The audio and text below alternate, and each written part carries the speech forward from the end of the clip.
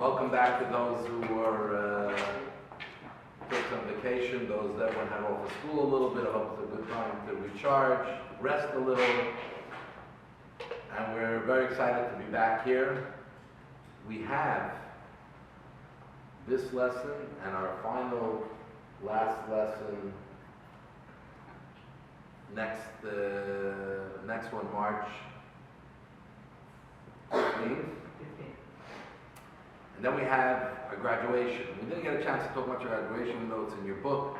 We'll talk a little bit later, because really, you guys and girls, you really run the graduation. We'll talk more about what it is. It's going to be a great event, and we obviously want to have your families and like friends. It's going to be something very nice.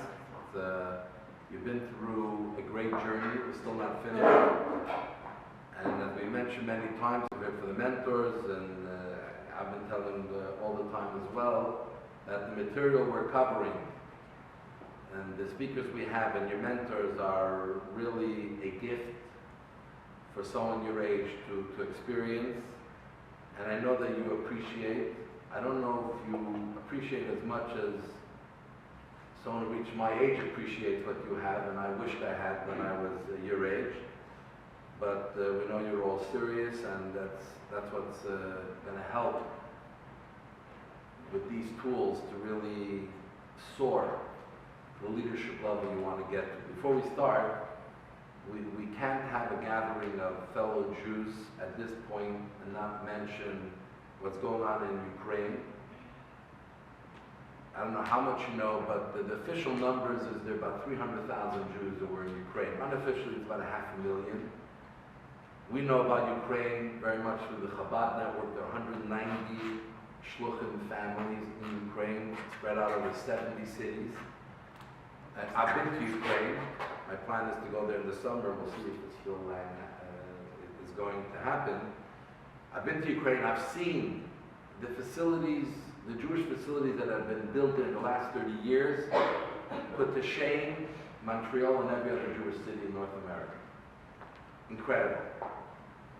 Beautiful shuls, buildings. Actually, the biggest Jewish center in the world is in the Dnepropetrovsk, one of the cities of Ukraine. Orphanages, old age homes, everything built in the last 30 years. And many Jews are still in Ukraine. Some got out, quite a few got out, but many are still in Ukraine. And actually, the shluchim until now were busy staying with the Jews. No one left to be there for their support all the time.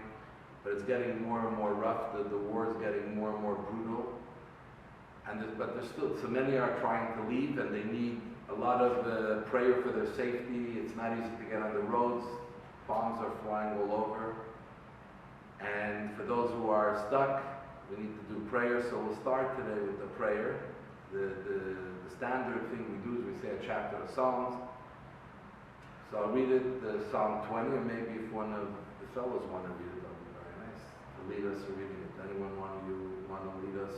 I have the book here. It'd be nice. One of you? Any volunteers? I'm not the best, right? So come up, not to be the best. Hey, that's my guy.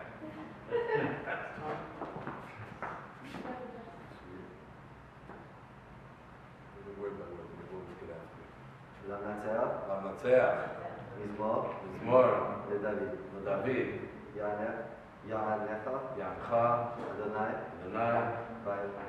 ביום צרה, יסגבך, שם, אלוהי, Yaakov. We should say it along with Yishlach, Ezrecha, Kodesh, Umitzion, Yisadecha, Yizkar, Kol Minchatecha, Ve'olatcha, Yidashna, Selah, Yiten, Lecha, Kilvavecha, V'chol, Atzatcha, Yemale. Beautiful. Nirana, Vishuatecha, Ushem Eloheinu, בשם אלוהינו נתגול, נתגול, נמלא, נמלא, אדוני, אדוני, כל משאלותיך. כל משאלותיך. אתה ידעתי, אתה ידעתי, כי כי הושיע, הושיע, אדוני, אדוני, משיחו, משיחו, יענהו, יענהו, משמי, משמי, קודשו, קדשו, בגבורות, בגבורות, ישר, ישר, ימינו, ימינו, אלה, אלה, ברכב, ברכב, ואלה, ואלה, בסוסים, הסוסים.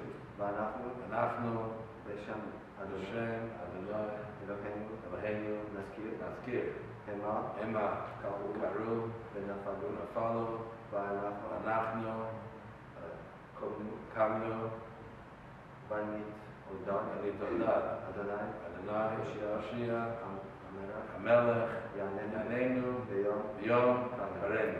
Thank you very much. In our prayers, go straight up, storm to heaven, and it says we rely on God for. So, as our guest speaker, someone who I know you will enjoy, and someone I know for many years, a dear friend as well, Robert Luxenberg.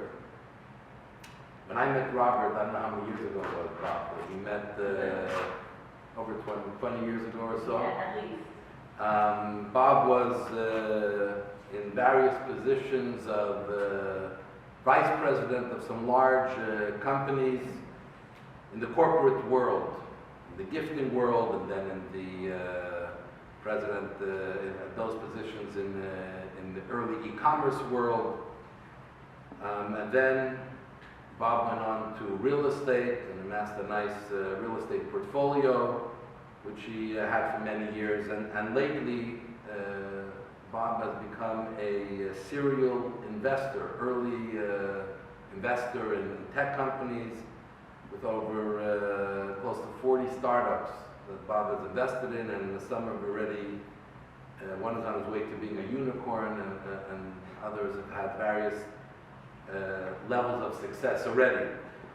But more than that, Bob is someone who always looked to challenge himself to become the best he can be.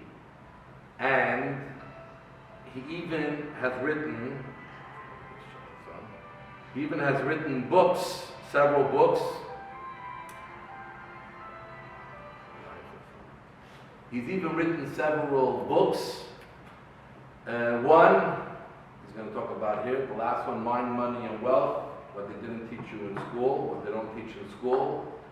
He wrote a philosophical book, like a novel. Both of them have done very well. But more importantly, Bob is a very proud Jew, always been very involved. For a long time, he was involved in the world, in the Maccabee, World Junior Maccabee. He headed the Canadian delegation. Very involved here in Chabad, for years, helping us build up as we've been developing.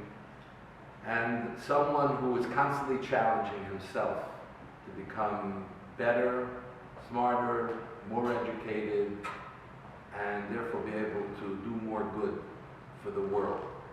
So we'll have a chance to hear Bob address us, and then we'll get a chance to ask questions at the end.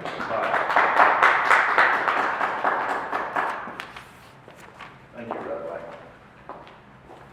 Well, it's good to see everybody here tonight, and I'm actually excited to share my journey with you. I have no doubt that what I have to say to you tonight is going to connect with some of you, if not all of you, and I guarantee some of what I'm going to pass on is going to stay with you for a long time and empower you to move forward. The truth is, I'm not Elon Musk, I'm not Warren Buffett, I'm not Anthony Robbins. I'm one of you. I'm no better, and I'm not worse. I'm one of you. And I'm going to tell you a little bit about my journey. It's an interesting journey because it was kind of a journey of pain with a little failure sprinkled on top. But what's cool about it is that I was able to meander and navigate and find my way. And in doing so, I learned a lot about how we function as human beings.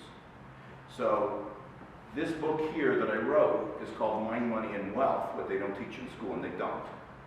But the first third of the book is about the mind, and that's what I'm going to concentrate on tonight. I'm not going to talk to you about money and wealth.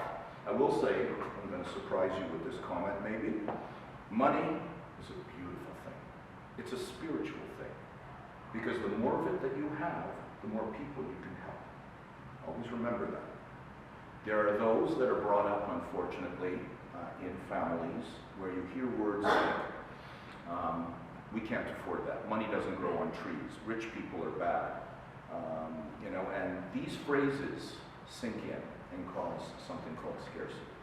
And it's unfortunate because the truth is, it's all about constructive framing it properly. Money is a beautiful thing. I know that for me, I love helping where I can. And the more money I have, the more people I can help. So, without further ado, I want to start with my journey. But I also want to connect it to this discussion of leadership. Because I believe that leadership is the ability to humble yourself and to set aside your ego for the greater good. And that really was the main thing that I learned going through this process. So when I was younger, I was a swimmer. I was on the national team, and I excelled. I did very well as a swimmer. I broke Canadian records. It was lovely. It was wonderful. Got waterlogged. Went to school and did really well in school too. I was an honor student. I was in the principal's honor roll. Went to university. Did well. Out of university, I got into real estate, but I got into real estate as an agent.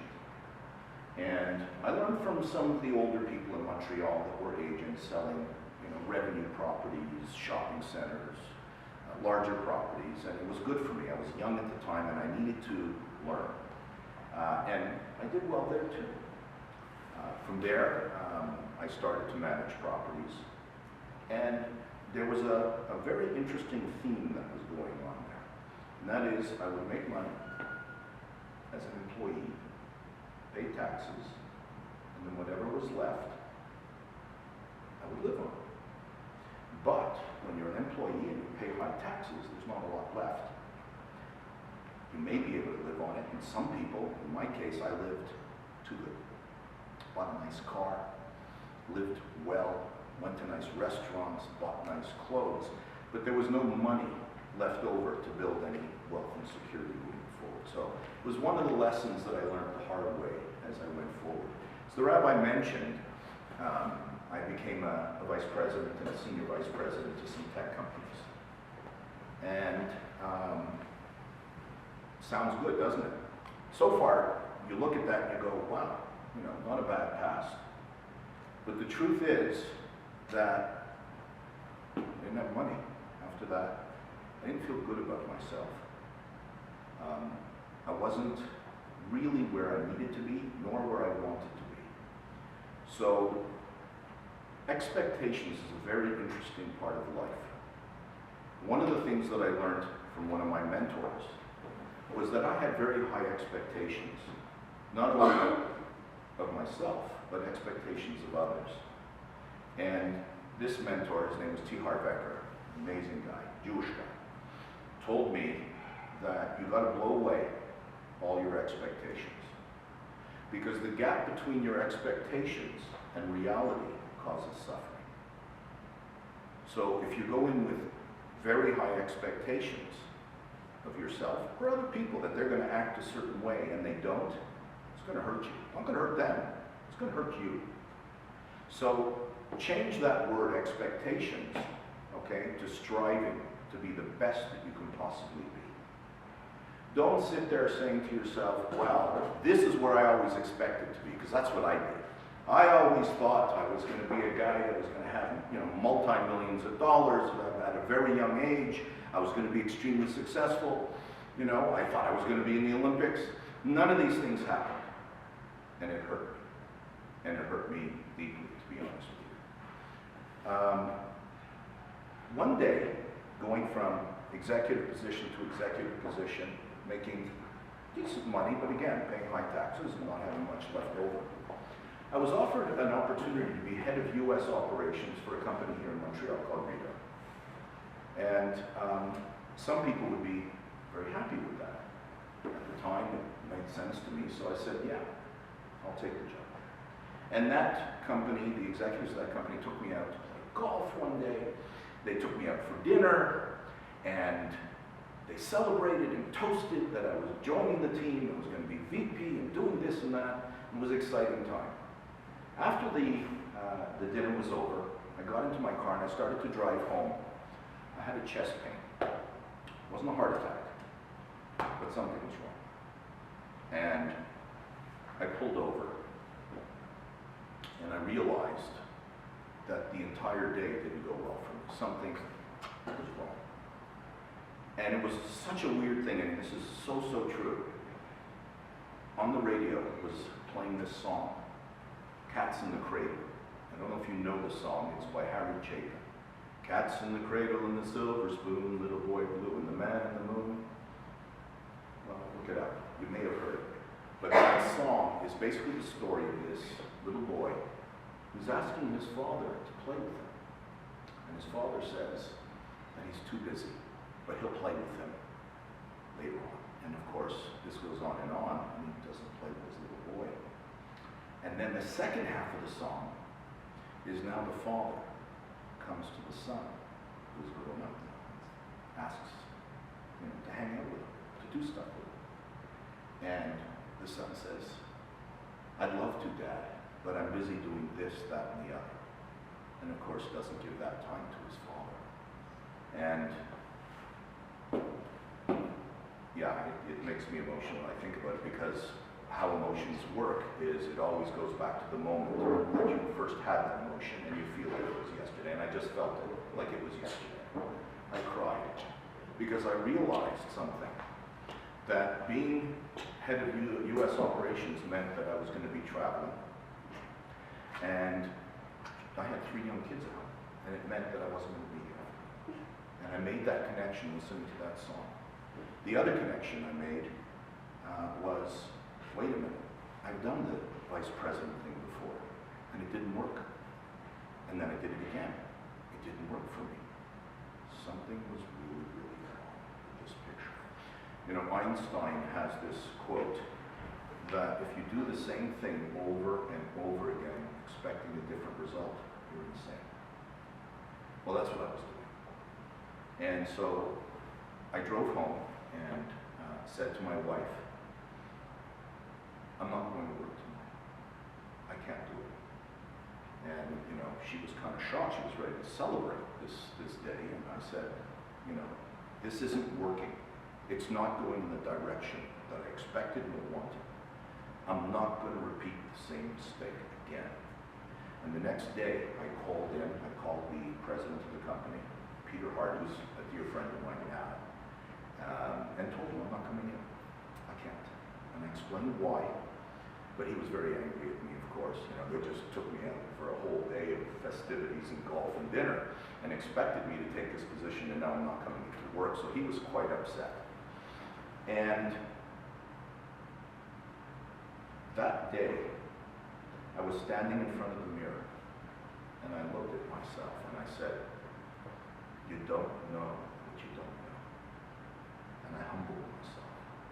And I said, I'm now going to do whatever it takes for this to change, for me to find my way. And I went on a rampage.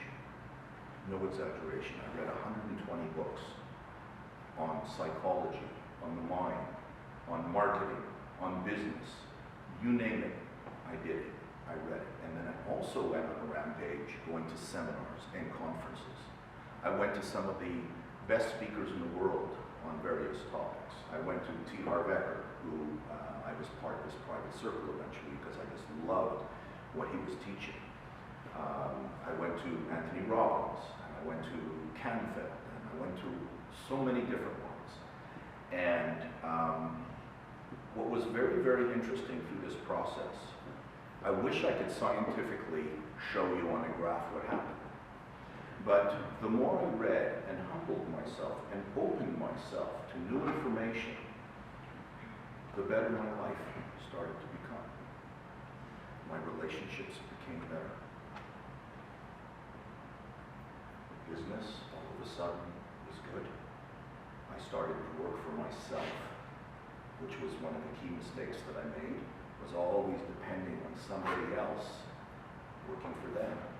And I went out on my own and started working for myself. And the more I learned, the more I kind of stood back quietly saying, I'm going to learn, and I'm going to grow, and I'm going to be better.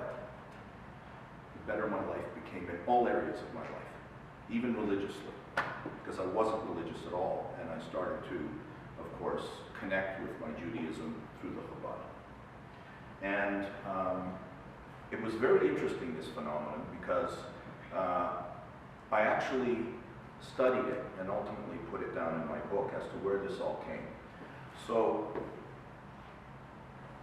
that education that I did, all those books that I read, the seminars that I went to, etc., this is what happened.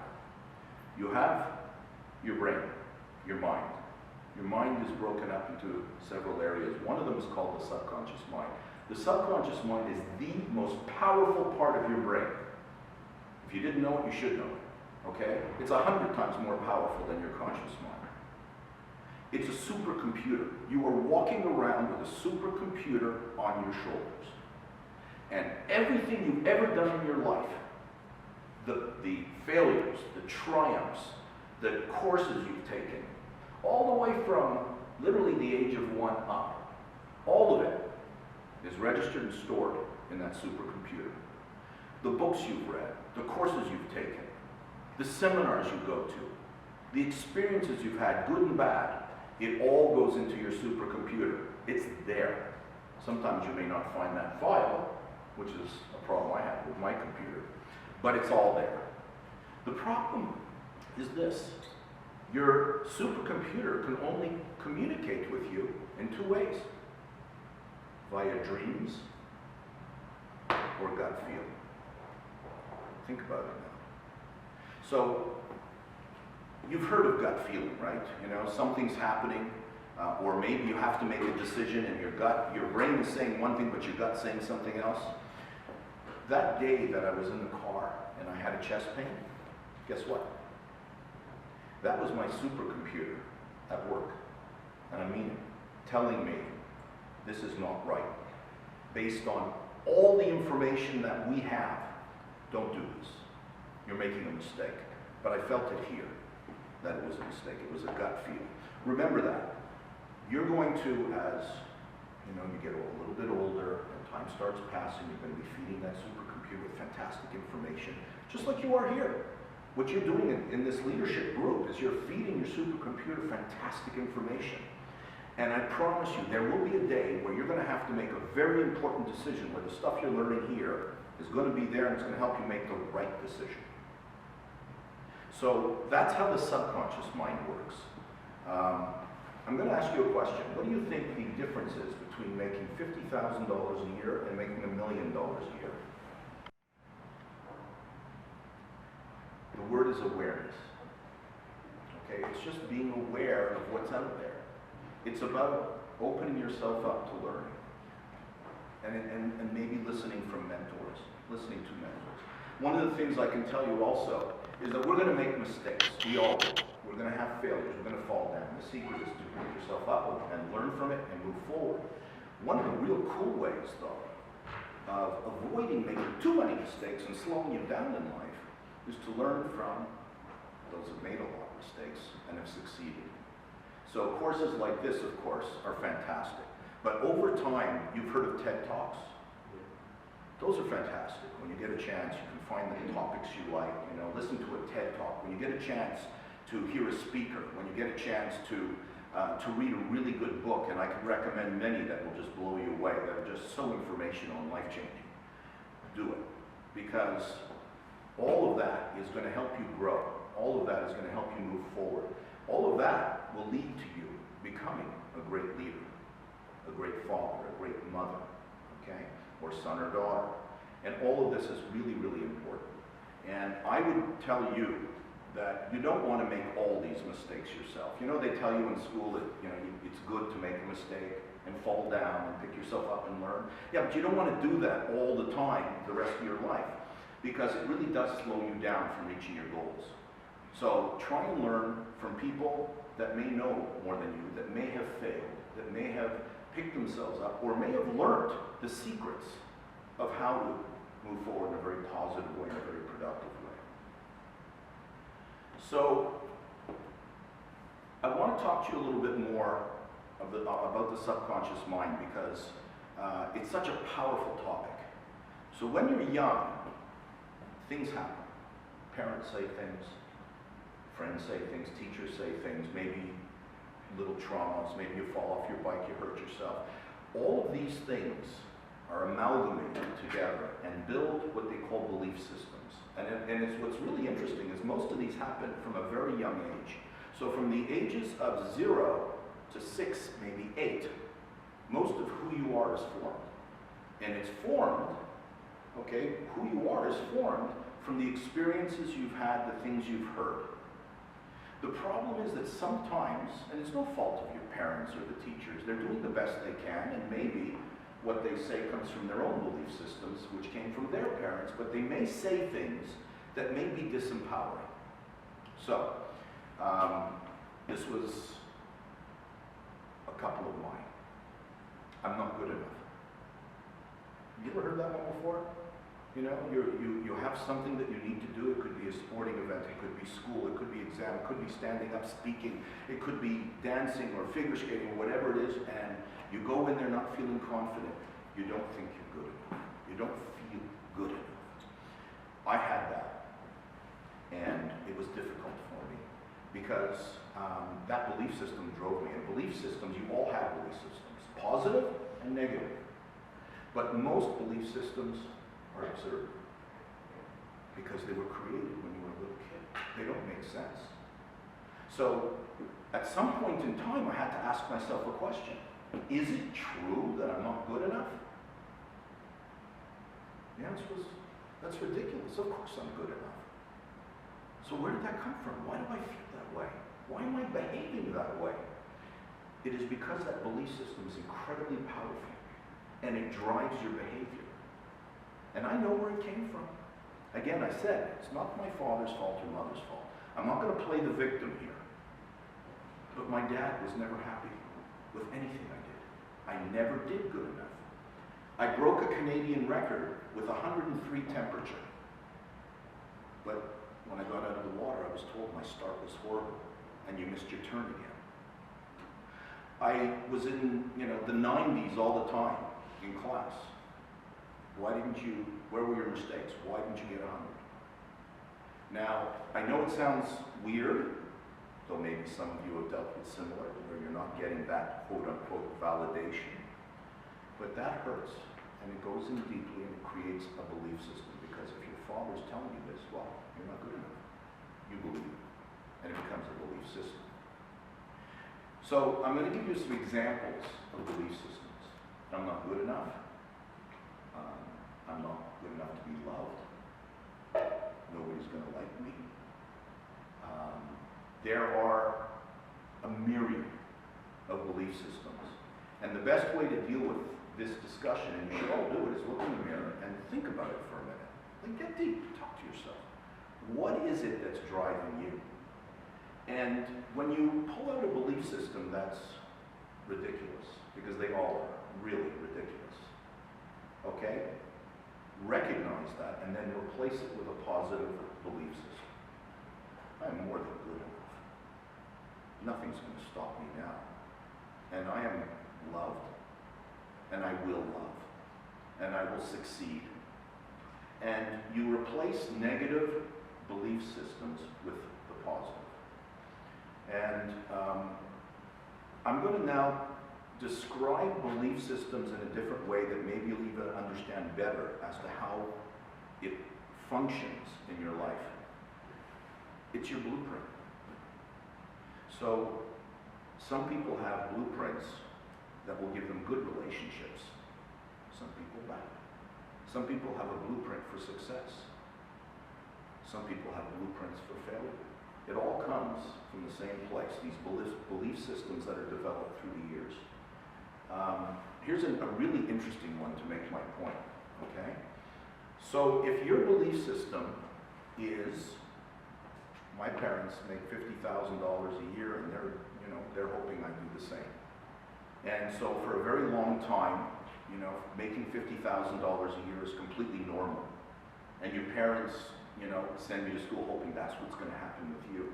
That becomes part of your blueprint now. And guess what's going to happen? You're going to make $50,000 a year. For you to do better, something has to change. Because your blueprint is set like a thermostat. So the thermostat in this room is set at, 72 degrees. If it gets cold, okay, it will heat it up in here back to 72, and if it's too warm, it'll come back down to 72 degrees. It's a thermostat that's at work. Guess what?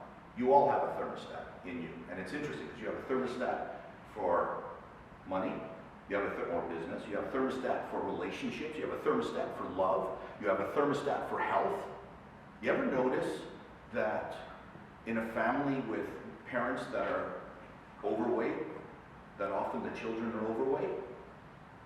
They are gaining a blueprint from their parents. It's their thermostat.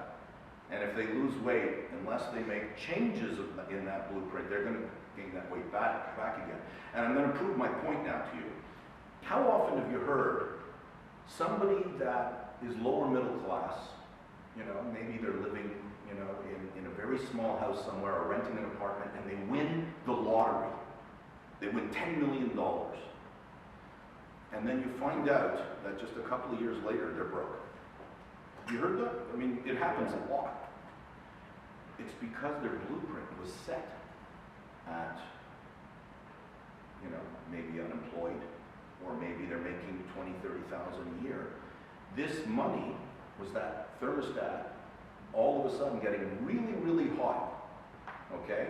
And it was brought back to the blueprint number, whatever that number was. You can apply this to almost every area of your life. This concept of the blueprint and the thermostat. And we all have it. Now, the reason I like to spend time on this is because that was my aha moment.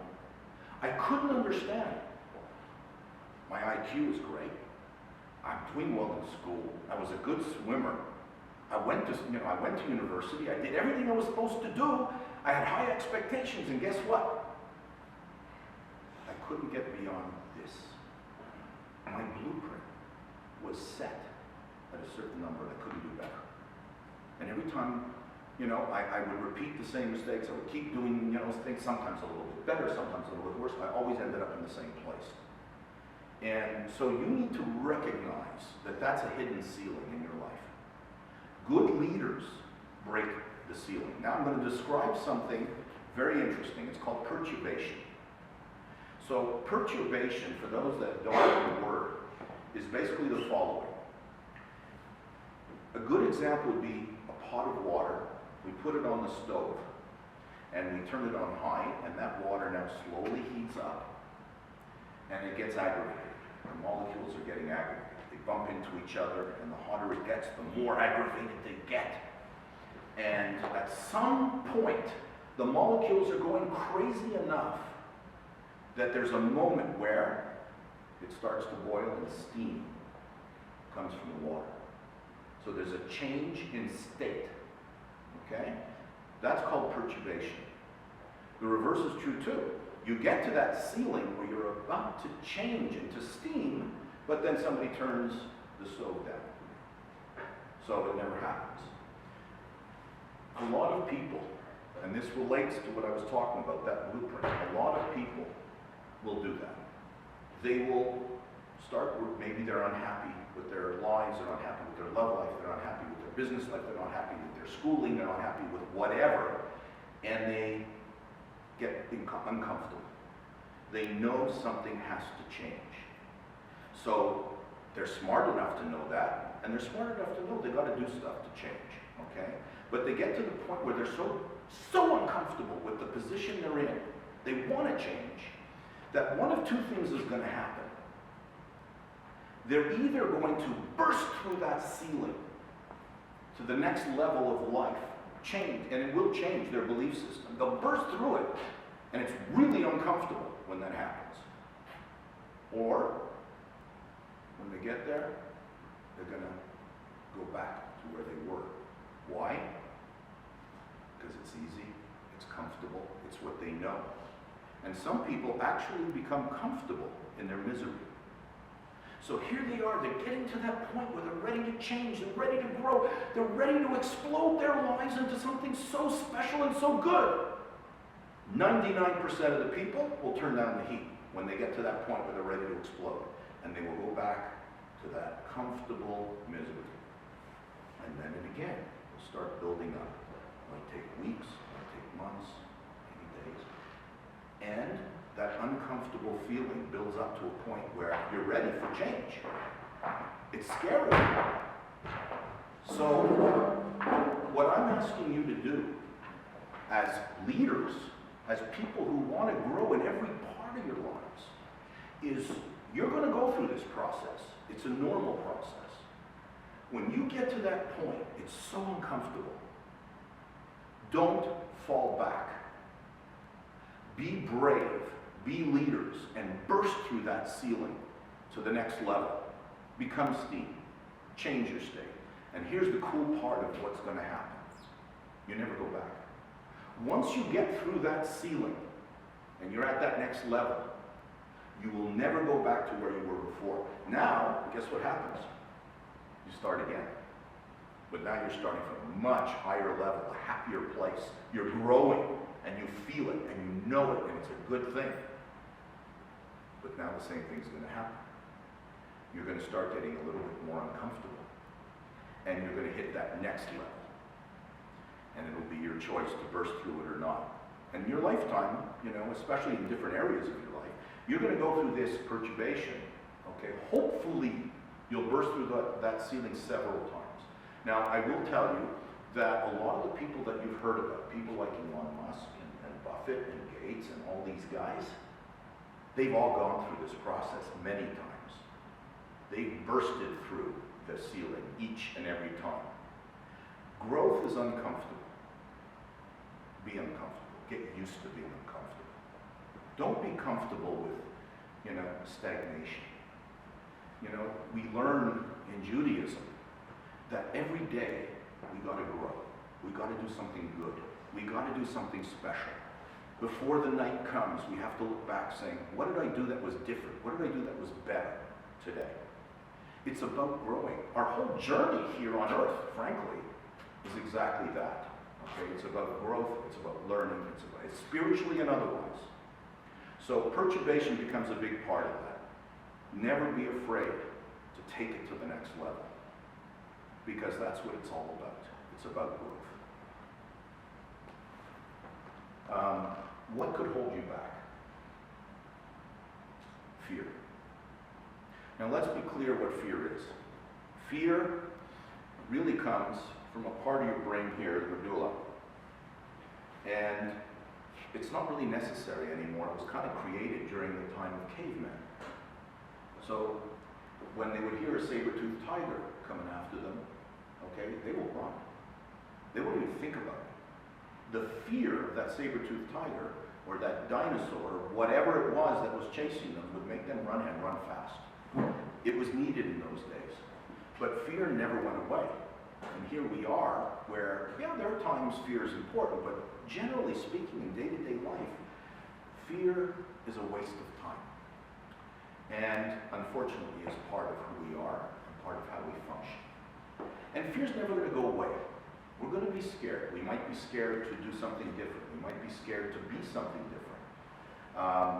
But at the end of the day, that fear is manageable.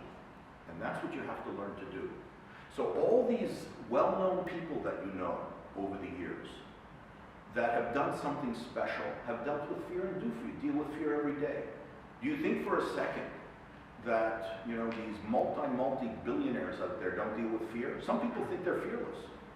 Trust me, they have fear that they're dealing with every single day. The thing is, they've learned how to manage fear. Now, I'm going to tell you something a little crazy, and I know you're going to think I'm crazy, and that's okay, I am crazy. How did I deal with fear? I knew I had to learn to manage it, but the key for me was to tone it down. And how was I going to tone it down? I was going to do some things that were so outrageous that I would learn to live with fear and learn to coexist with fear. So one of the first things I did was I went skydiving. And I've done it 9 times. And I brought friends. And I brought people that worked for me. And it was the most amazing experience of my life. Was I scared? Oh yeah. You know, there's nobody that I know that's looking out of an airplane and about to jump that's not scared. But to be able to act in spite of fear is one of the keys to success in life. What else did I do? I walked on broken glass. I've walked on fire many times. I've swallowed fire. I laid on a bed of nails and had a concrete block on my chest while somebody took a giant hammer and smashed the concrete block. Yes, it did penetrate my back, by the way, which is shocking that that would have happened, but it did. I bungee jumped, one of the scariest things I've ever done. And I've also done something that, and I'm not recommending this one to you for sure, but do you know what rebar is? What? So you know when they're doing sidewalks or roads, you have those big metal, those bars, they're about that thick. And they're usually about 4 to 5 feet long. So imagine putting a rebar in your neck here, and then somebody's across from you on the other side of the rebar, putting it on their neck. And you have to get into the right state of mind for this, I promise you. They set you up, they tell you what to do. But at the end of the day, you've got to run at each other. 1, 2, 3, you actually, with this thing in your neck and their neck, you run at each other. Now, I didn't know this, but this is one of the strongest bones in the body. It's an area that will remain intact right here. And Bobby got to take a lot of insurance. that's why I said not to do it, but I'm just trying to give you an idea of the things that I did and how far I went to grow. Because that's what this whole discussion is, as far as I'm concerned. I'm telling you my story, and I'll never stop growing. I'm still learning every single day. I've humbled myself in that way. We all have ego. Set it aside sometimes to grow. I did not break, but bent that rebar. I have a picture of it, and I'll always remember that. So I've done a lot of things in that regard, but why did I do it? I did it because I wanted to deal with fear. Because here's the problem with fear. It infiltrates every part of your life. It's not just an issue that maybe there's a lion over there and you're going to be scared. Okay? It will affect you from standing up like I am now talking to you. There are people that are more scared of public speaking than death. Fear can be part of going into an exam that you may have. Some people are overtaken by that fear and they have a hard time doing the exam. They're so anxious and scared. By the way, every single one of my children, one of the things that they had to do, it was compulsory, was skydiving. At the age of 16, they had to join me and go skydiving. And they loved it.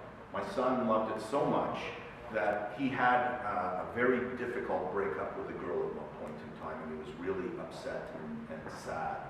And he called me up and he said, "Dad, would you spend the weekend with me? I need to do something different to get me out of this headspace." And I planned the weekend for him. The first thing we did is we went skydiving. Completely changed the weekend and completely changed his state of mind. So keep that in mind in terms of being able to handle fears that come your way. And it could be fear you want to ask out that girl that you met in this class or somewhere else, or that guy. Often you'll never meet that person because you're so scared to ask. Fear of rejection. If you don't ask, the answer is always no, right? That goes for sales, that goes for school, that goes for anything. Certainly will go if you're not going to ask that girl out on a date, you're not going out on a date, right? So learn how to manage that. You shouldn't be fearful, and you certainly shouldn't be afraid of rejection. It has nothing to do with you. It's not a personal thing.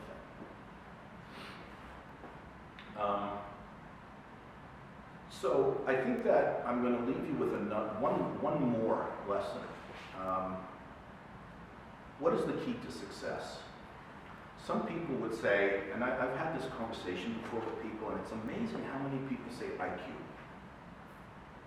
If I have a high IQ, I'll be successful. That's what I hear.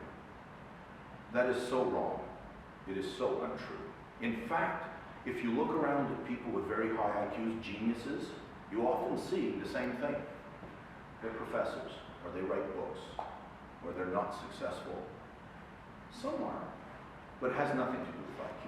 You just need an average IQ to be hugely successful. And in fact, all you have to do is look at some of these people, and you've met them, these multi-millionaires, where they can't put two words together, okay? They don't have high IQs, but they have something else. By the way, Donald Trump is a great example, okay? I don't think his IQ is very high, personally, okay? He has a blueprint for success. He has a blueprint that's set at $1 billion, not $1 million, not 50,000, it's set at $1 billion. A lot of these guys, if you take all their money away, Branson, for example, what's going to happen if you take all their money away? It won't take long. They'll hit the $1 billion mark at some point in time, okay? Coming back to what I was talking about before. Donald Trump, to me, is proof, okay, that you don't need a high IQ to have a lot of money to be successful. But I'll tell you what, he's not successful in life. He may have money, okay, and somehow ended up as president. But the truth is, he's not a very successful man. He's not a happy man, and he's not a good man. And I'm sure you'll agree with me on that. So, what is it that leads to success? If it's not IQ, what is it? Does anybody know? What's that? Persistence is part of it. No, you're 100% right, but it's not the main one. It's a patience. Passion for sure, you know, but have that passion, then go after it. But the answer is emotional intelligence. So not IQ, but EQ is emotionally a connection with your subconscious mind, really learning how you function, really learning who you are and being true to yourself. And I'm going to leave you with a very interesting quote. It's mine, but it's true, okay? Success is the ability to communicate to get what you want. The ability to communicate to get what you want. And that is emotional intelligence.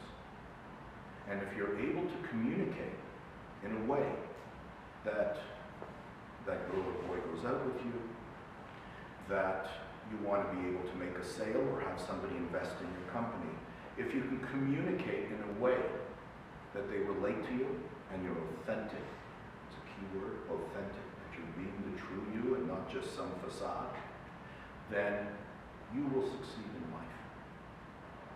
So I've left you with a lot of things to think about.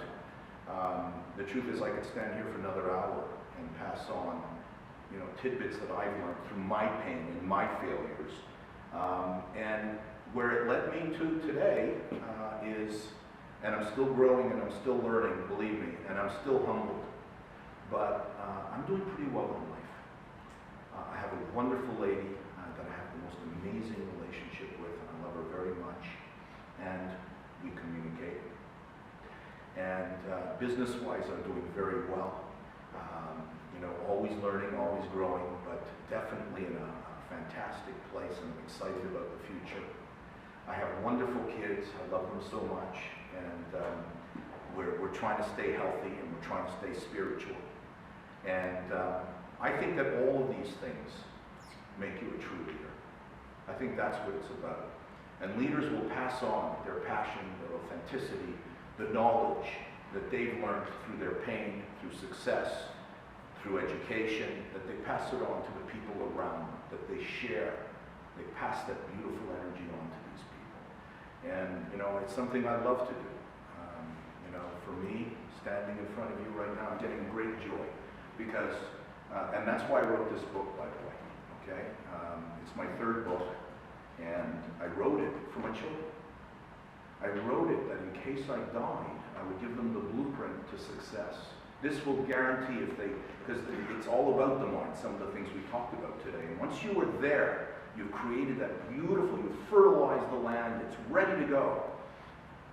Then you go to the next step, is what is it that you're trying to accomplish? You mentioned passion.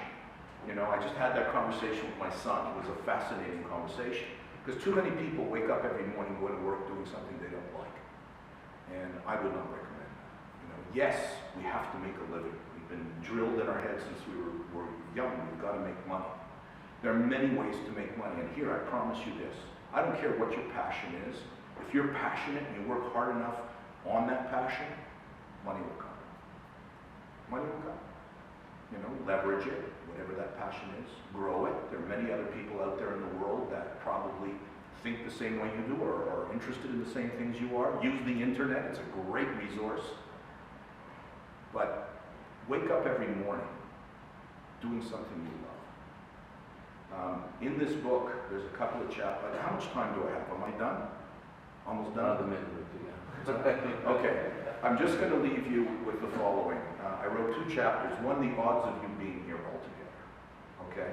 I actually go scientifically, including that race when you're a sperm, that race to the finish line, and I get into numbers.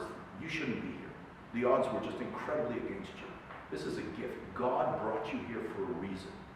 You all have some kind of passion or skill or reason that you're here.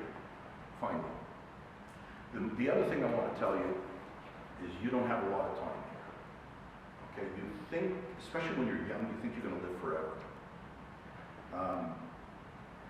Life is short. It's like a football game. How long is a football game? 3+ hours, right? Yeah. Okay, is that really how much football they're playing? Well, no. Okay, no. Life is 3 hours long, but if you take away sleep, if you take away going to the bathroom, if you take away driving in traffic, if you take away all sorts of things where you're not, if you take away the time you spend worrying about the future or crying about the past, that's not life. Okay, when you really get down to it, it's 11 minutes long. The football game is 11 minutes long, or less even, where the ball's actually in the air. That's life.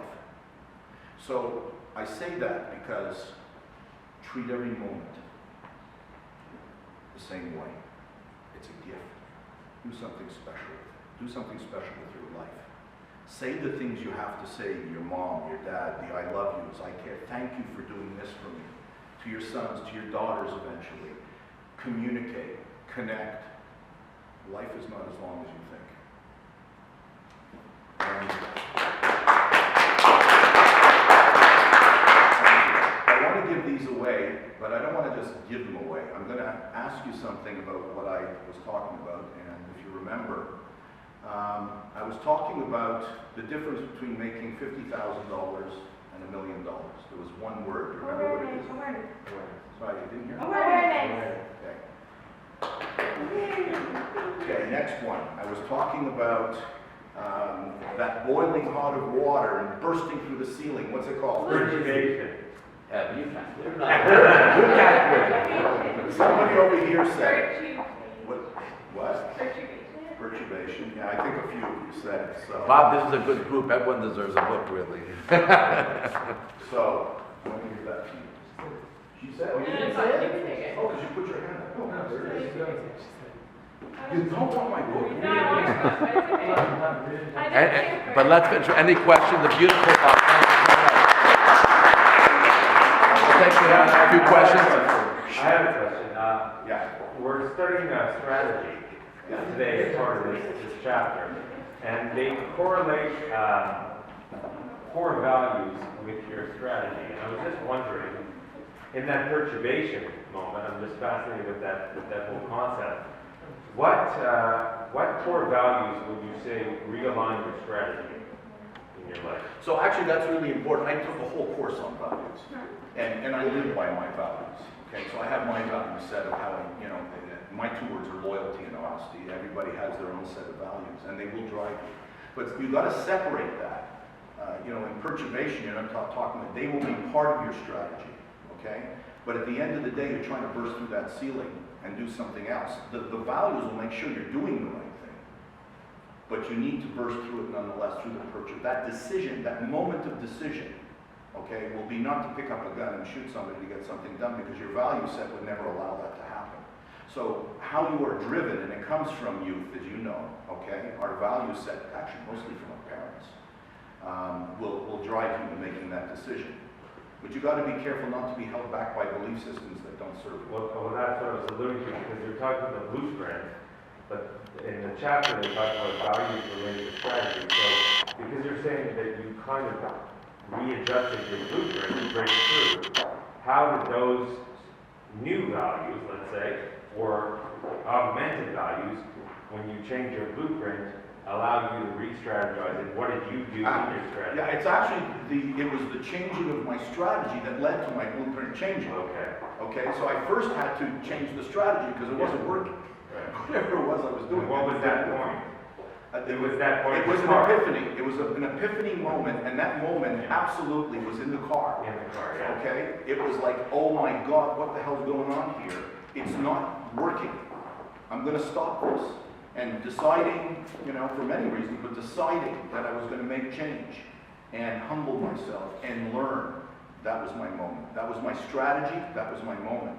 But what happens is you're going to face that every step of the way. You're going to have to strategize and sometimes change your strategy. But you've got to figure out what your goal is. Yeah. Actually, the subconscious mind, that gathers all the information, it can only communicate with you through that feeling. Sorry? It can only communicate with you through that feeling. But how does Subconscious mind. Subconscious mind, yeah. Yeah. But how do you know that the gut feeling is right? Results usually. And it's an alignment, but it's an alignment too.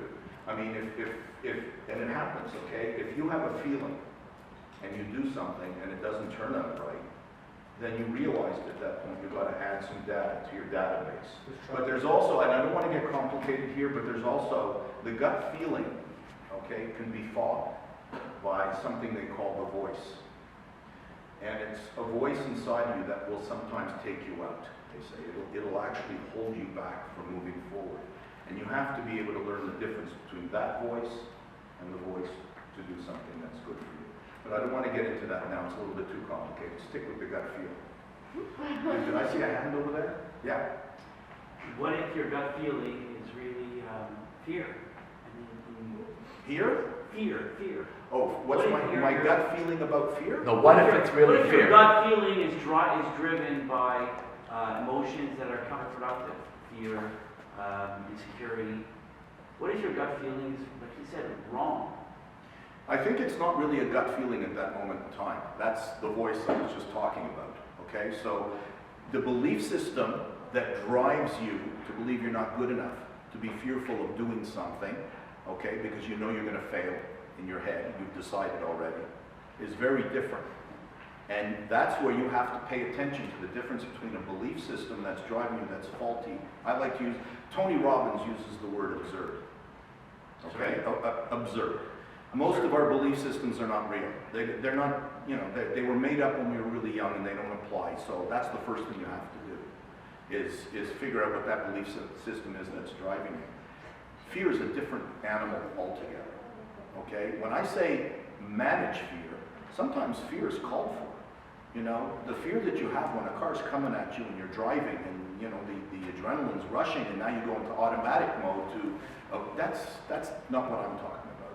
You're in a position to make a decision, a conscious decision, but something's holding you back is often fear. And it's being able to recognize that and know that it's not serving you not to go forward. Would you say that it's fear that led you to your epiphany, though, with your chest?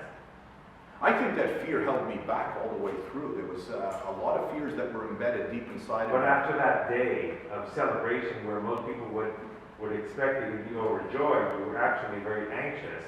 And maybe that's because you saw you were fearing going into that world again, which is what allowed you to have your epiphany. So Absolutely, you're right. I mean, it's a fear at that point was fear of making the same mistake over and over again. Yeah. Okay. And The expecting a insanity, different result. yeah. Okay. Yeah. But I'm not sure it was fear that caused that. I think it was a real epiphany that what I was doing was not going to serve me, but it was also going to affect my children and my relationship with my children. So there was a lot going on at that moment. I like to use the word epiphany, but you're right, part of that was fear for sure. Any more fellows has a question? Bob, you were incredible.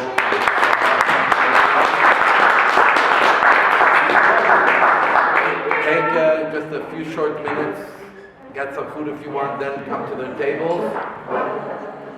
You're all great. Okay.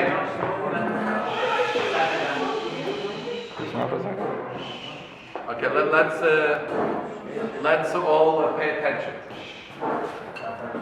Okay. Look at the camera. Look towards us. You need to find the best strategy. You need to use that strategy in your life in order to guide you through your life. One of the comparisons I was given is that with the Yetzer Hara and Yetzer Tov, Yetzer Hara is like an engine, a destructive engine that advances you in life, and the Yetzer Tov is like a steering wheel that will direct the engine. And you have to use a strategy to be able to find that. And one of the best strategies for that we discussed in our group are Jewish strategies such as Chabad and things like that. Beautiful. Great. Okay, who's next? One after another. Let's go.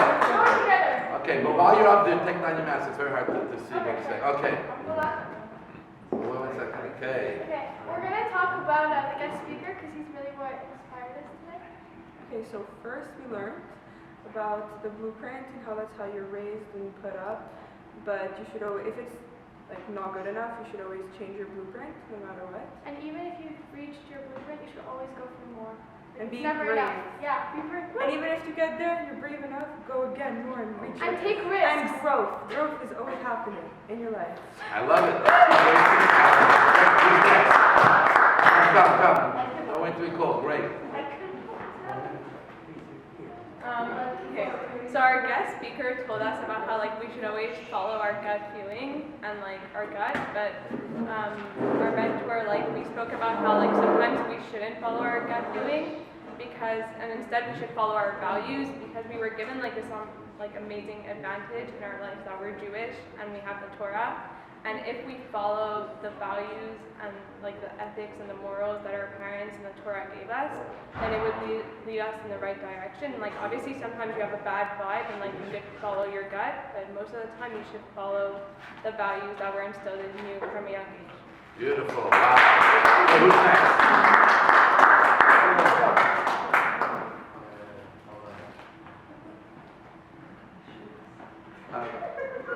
We learned that having a good Jewish family and good Jewish home and raising your kids in a good families, good Jewish traditions and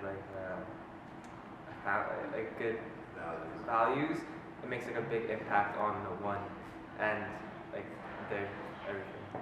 Beautiful.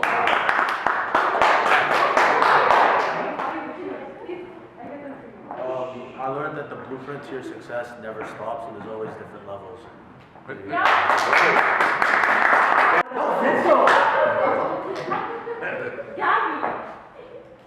So what we learned is that also with the guest speaker today, he helped us understand that not only that you need to have a good strategy, you also need to be a good leader to execute the strategy. Because if you cannot do so, if you can't help others to execute your strategy, how you're going to succeed. And he said that also you must also have passion, which will help this strategy flow and help you burst through from being water to becoming the steam.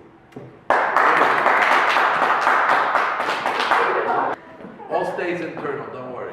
It's not So we learned that every good leader requires a strategy, whether that be in sports, in what you're doing in business, or in your future.